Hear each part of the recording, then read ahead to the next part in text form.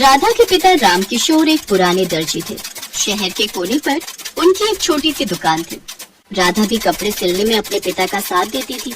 राधा भी राम किशोर की तरह ही बहुत बढ़िया कपड़े सिला करती थी। राधा के परिवार में माँ लक्ष्मी की पूजा होती थी, इसलिए राधा को भी माँ लक्ष्मी पर बहुत आस्था थी। राधा रोजाना अपने माता पिता के साथ माँ लक्ष्मी की पूजा आरती किया करती थी।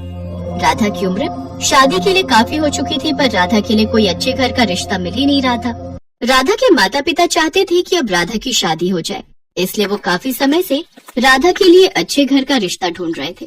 पर बात हमेशा दहेज पर आकर रुक जाती थी, क्योंकि लड़के वालों की मांगे बहुत ज्यादा थी। राधा के माता पिता को विश्वास था कि माँ लक्ष्मी की कृपा से राधा को एक अच्छा ससुराल अवश्य मिलेगा।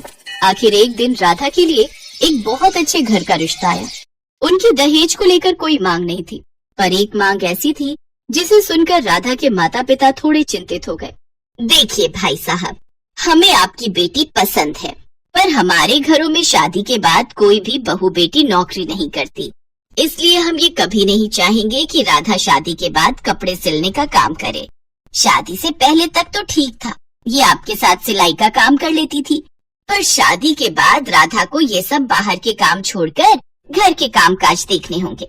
अगर आपको ये मंजूर है तो हमें इस शादी से कोई एतराज नहीं है। हमारे बेटे को आपकी राधा बहुत पसंद है।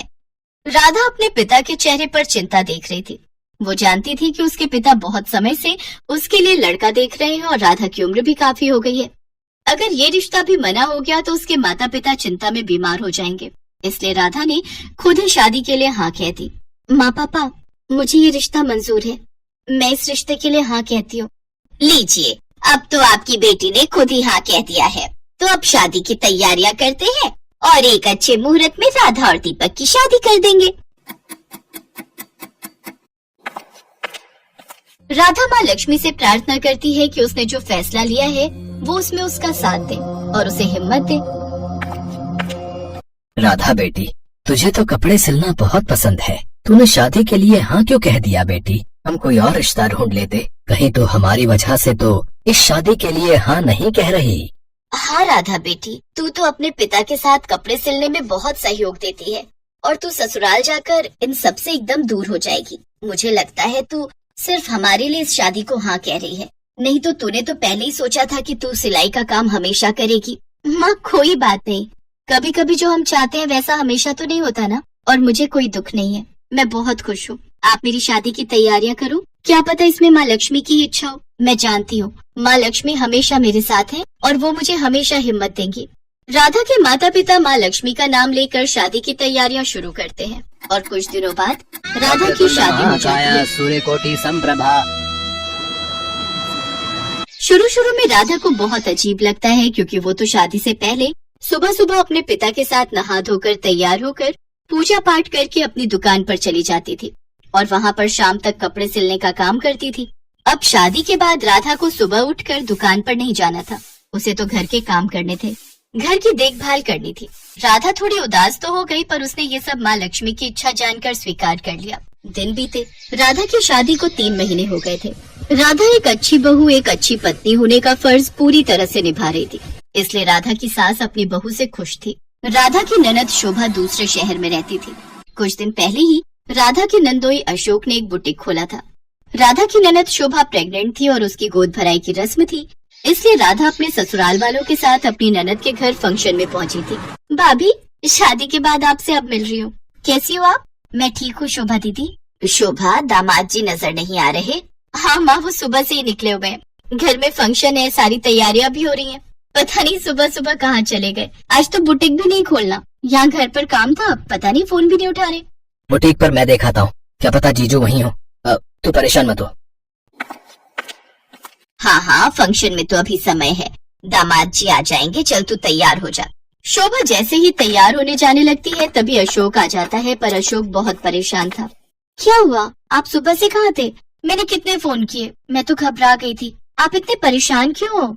शोभा, मैंने तुम्हें बताया था ना, रामनाथ जी ने माँ लक्ष्मी के मंदिर में एक बड़ी माता लक्ष्मी की मूर्ति स्थापित करवाई है, तो उन्हें वस्त्र चढ़ाने थे और एडवांस भी मैं पैसे ले चुका हूँ। मुझे कल शाम तक बहुत बढ़िया लहंगा तैयार करना था, पर दर्जी बीमार पड़ गया है जो मेरे खास कपड़े सिलता है। अब मैं किसी और से भी नहीं सिलवा सकता, क्योंकि ऐसे में मेरे बुटीक का नाम खराब होगा। बहुत परेशानी आ गई है, क्या करूं? अभी अभी तो नया नया काम शुरू किया है और ग्राहक काम से नाखुश हो तो काम पर असर पड़ेगा। ये तो बहुत परेशानी हो गई। कैसे होगा? एडवांस वापस करोगे? हाँ, माफी मांगकर एडवांस वापस कर दूंगा, पर मेरी बहुत इच्छा थी कि मैं ये काम करूं।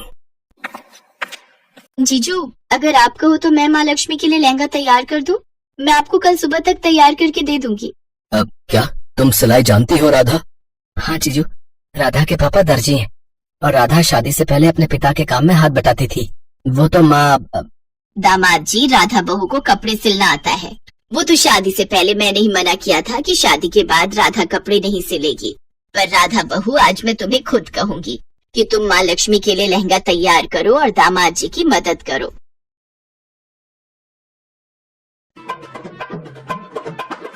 शाम को जब गोद भराई की रस्म हो जाती है, उसके बाद राधा और उसका परिवार वहीं रुक जाते हैं।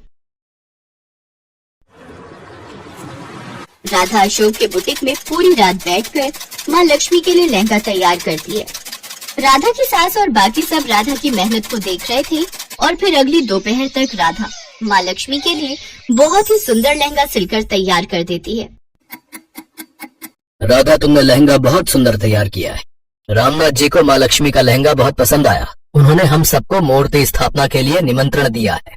मुझे लगता है माता लक्ष्मी की तुम पर बहुत कृपा है, तभी तो तुम्हारे हाथों से माँ लक्ष्मी के मंदिर के लिए, माता की मूर्ति के लिए लहंगा तैयार हुआ है।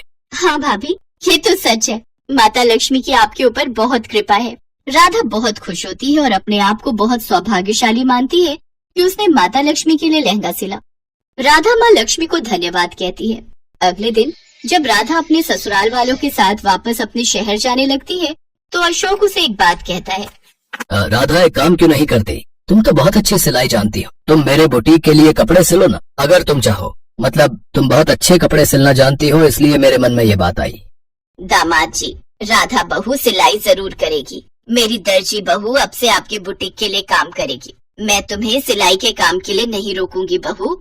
सिलाई करना तुम्हारा पसंदीदा शौक भी रहा है और तुम्हारा व्यवसाय भी, इसलिए अपने व्यवसाय को आगे बढ़ाओ। मैं हमेशा तुम्हारे साथ हूँ। राधा अपनी सास के गले लग जाती है। बिन मांगे माता लक्ष्मी ने उसे वो दे दिया जो राधा चाहती थी। तभी तो कहा जाता है, भगवान के घर देर है अंधेर नहीं। इसलिए सदैव अपने भगवान पर विश्वास रखना चाहिए और सही वक्त का इंतजार करना चाहिए, क्योंकि एक भगवान ही है जो हमारे मन की बात को सुन लेते हैं और समय आने पर उस इच्छा को पूरा करते हैं।